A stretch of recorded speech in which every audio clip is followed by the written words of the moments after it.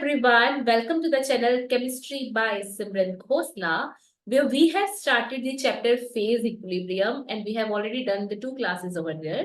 In the first class, we have learned that what are the degrees of freedom, components and phases, whereas in the second class, we have done about the Clausius-Clapeyron equation. In this particular video, we are going to start the topic one component system and we will be discussing about one system that is water. इसके अलावा जो बाकी system है उसको हम आने वाली videos में कवर करेंगे. So let me just share the screen with you all and here we are. Yeah. So this is phase equilibrium. Phase equilibrium के बारे में जानते हैं. इसकी क्लास थर्ड जिसमें आज हम डिस्कस करने वाले हैं वन कंपोनेंट सिस्टम के बारे में. एक्चुअल में वन कंपोनेंट सिस्टम जो हमें अपने सिलेबस के अकॉर्डिंगली करने हैं वो है water, carbon dioxide and sulphur. तो ये हमारे पास तीन कंपोनेंट्स मतलब तीन सिस्टम्स हैं जो कि वन कंपोनेंट सिस्टम है. आज की पर्टिकुलर वीडियो में हम वाटर के बारे में डिटेल में देखने वाले हैं. ठीक है जी. सो यहाँ पे लिखिए water. This is one component system. यहाँ पे इसको जानने से पहले हम एक फॉर्मूला रिवाइज करते हैं जो कि डिग्री ऑफ फ्रीडम के बारे में देखा था कि F is equal to C minus P plus 2. C क्या है? Number of components. और नंबर ऑफ कंपोनेंट्स कैसे फाइंड आउट करते हैं? Number of constituents minus R, जहां पे R कोई भी कंडीशन, आयन या इक्विलिब्रियम इस तरीके की चीज हो सकती है.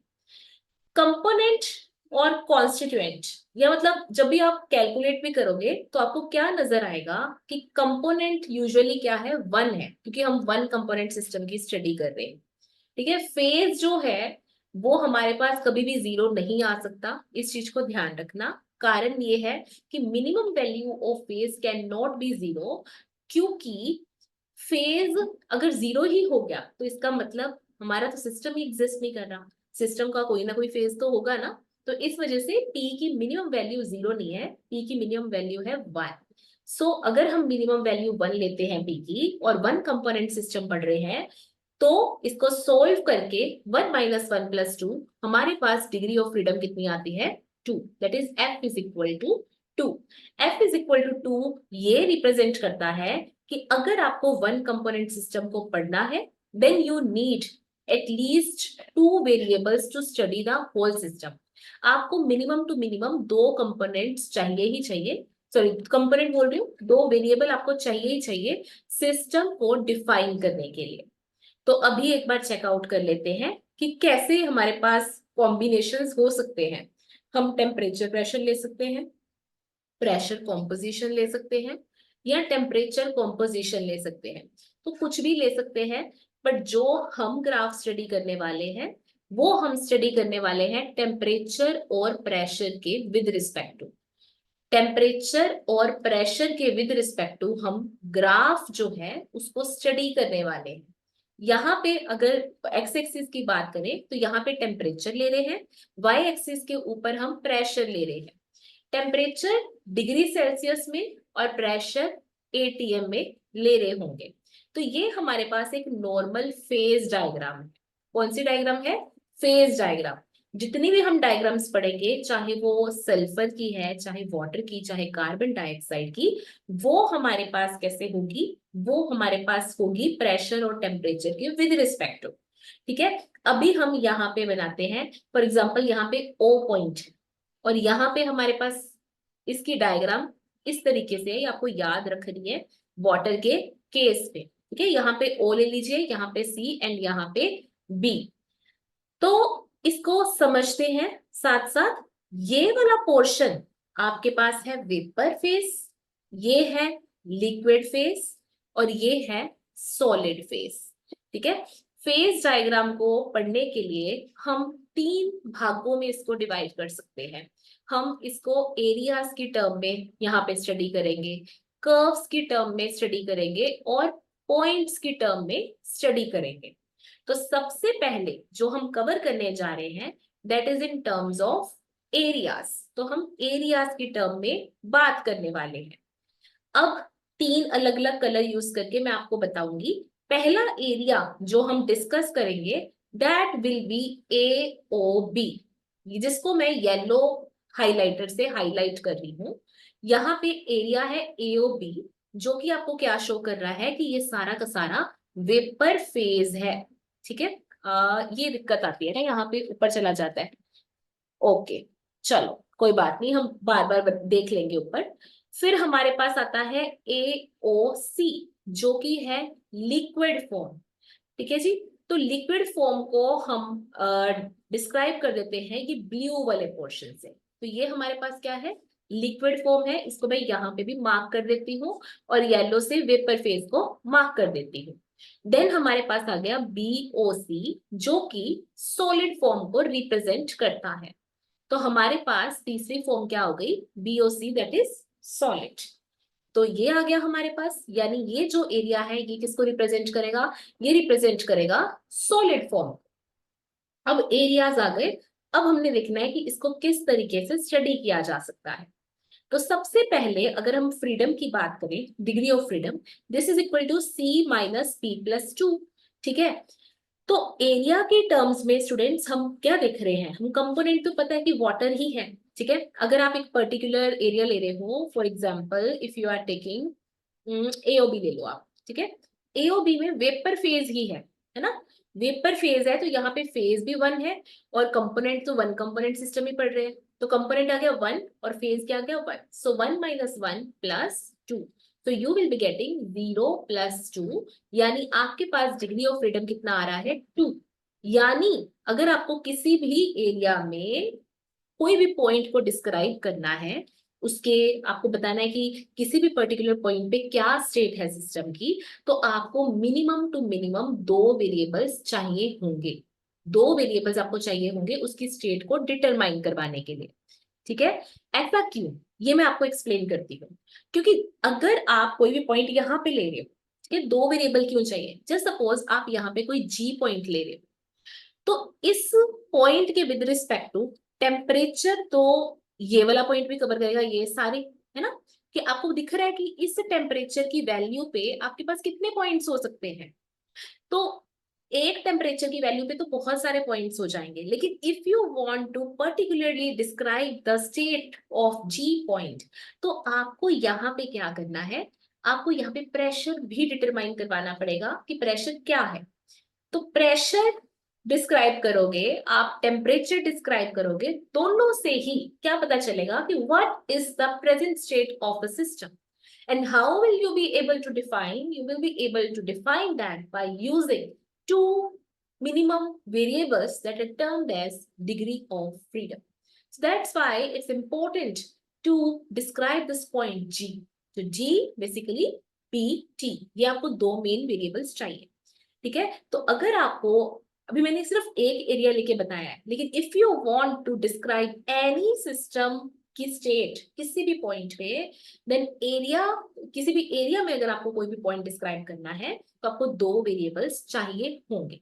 ठीक है, अब चलते हैं आगे। आगे देखते हैं हम कर्व्स के लिए। कर्व्स कौन कौन सी है, एक बार जरा ऊपर दिखाते हैं। कर्व है हमारे पास OA, OC और OB। तो अभी हमें देखना है कि अगर हमें कर्व के ऊपर कोई भी पॉइंट लेना है, OA, OB या OC के ऊपर कोई भी पॉइंट लेना है, तो हम किस तरीके से लेंगे। सबसे पहले OA के बारे में बात करते हैं कि वहां पे कौन सा सिस्टम है या कौन सा फेज ट्रांजिशन हो रहा है, बिकॉज यू नो कि कर्व के ऊपर तो फेज ट्रांजिशन होते हैं।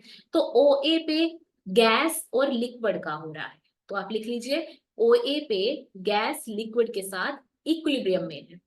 फिर हम बात करेंगे OB की। OB में हमारे पास सॉलिड और वेपर इक्विलिब्रियम में है। OB में हमारे पास सॉलिड और वेपर इक्विलिब्रियम में है। फिर हम बात करते हैं OC की। तो OC में हमारे पास लिक्विड सॉलिड के साथ इक्विलिब्रियम में है, लिक्विड सॉलिड के साथ इक्विलिब्रियम में है। कहाँ पे, OC पे। OA पे गैस और लिक्विड है, OB पे सॉलिड और गैस है, और OC पे क्या है, लिक्विड और सॉलिड। तो अगर हमें कोई भी, just suppose if I am taking OA, तो यहाँ पे गैस और लिक्विड है, ठीक है। तो यहाँ पे कंपोनेंट्स कितने हो गए स्टूडेंट्स? कंपोनेंट्स फाइंड आउट करने पड़ेंगे यहाँ पे, है ना। वैसे तो मैंने बोला था कि आप डायरेक्टली वन लिख दीजिए बिकॉज वन कंपोनेंट सिस्टम पढ़ रहे हैं, but even if you want to find out the number of components then here is the method by which we can find out the number of components. तो components क्या होता है? Constituents minus any condition. तो constituents हमारे पास दो है और कंडीशन एक है इक्विलिब्रियम की, so that is why we are having components is equal to 1। Phase की बात करें तो दो फेज है, गैस और एक liquid. So we are having phase की value, we are having components की वैल्यू।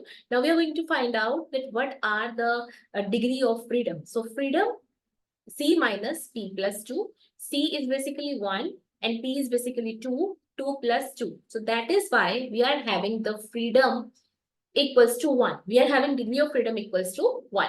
मतलब अगर किसी भी कर्व के ऊपर आपको कोई भी पॉइंट को डिस्क्राइब करना है, then you require minimum one variable to describe the state. You require minimum one variable to describe the state. ठीक है, तो ये हमें फाइंड आउट करना है। अब हम आगे चलते हैं, यानी एक मैं आपको और चीज बता देती हूँ, क्योंकि स्टूडेंट्स अगर जस्ट सपोज मैं यहाँ पे कोई पॉइंट ले रही हूँ, है ना, तो ये पॉइंट ऑलरेडी अगर मैंने इसका प्रेशर फिक्स कर दिया है ना, तो ऑटोमेटिकली अगर इसके रिगार्डिंग आपको प्रेशर की वैल्यू पता चल जाती है ना, तो टेम्परेचर की आप खुद ब खुद फाइंड आउट कर लोगे, क्योंकि आपने पोजीशन डिटरमाइन कर दी है। That is why you need just one variable to describe the state of the system. Fine, now we are going to find out that what can we do at this point, that is O। O के ऊपर हम क्या find out कर सकते हैं? Actual में O क्या है? Triple point. और ट्रिपल पॉइंट किसी भी सिस्टम में रिप्रेजेंट करता है जहां पे मैक्सिमम फेजेस इक्विलिब्रियम में हो। Triple point is that point where maximum number of phases are in equilibrium. तो solid is in equilibrium with liquid, liquid is in equilibrium with gas.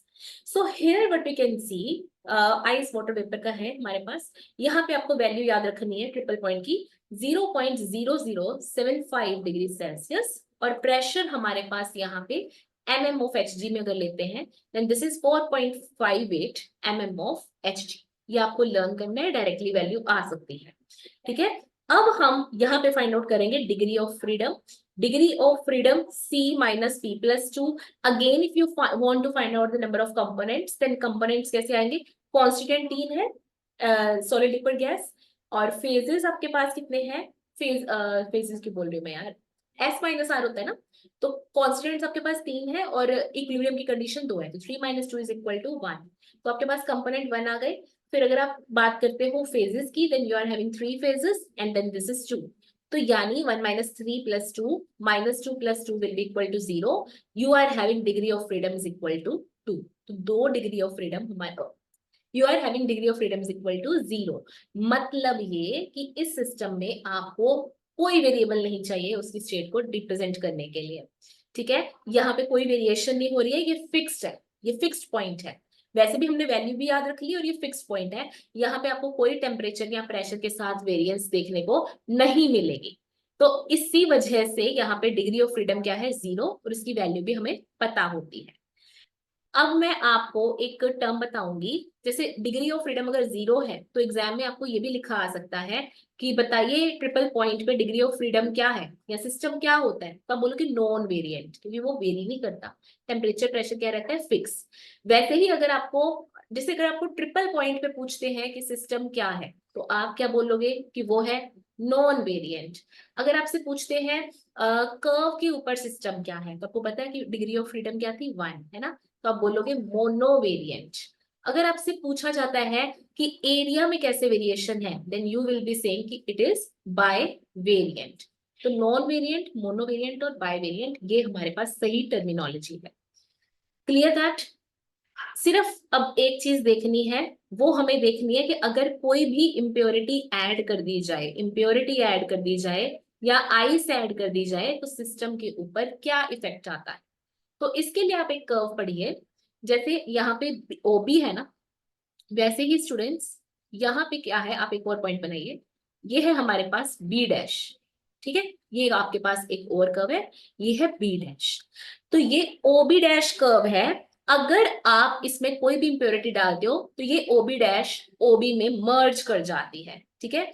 तो ये आपको एक चीज लिखनी है कि अगर कोई भी इंप्योरिटी आप डालते हो तो ये जो कर्व है OB डैश वो मर्ज कर जाती है OB में। इंप्योरिटी और आइस की एडिशन पे OB dash merges to OB।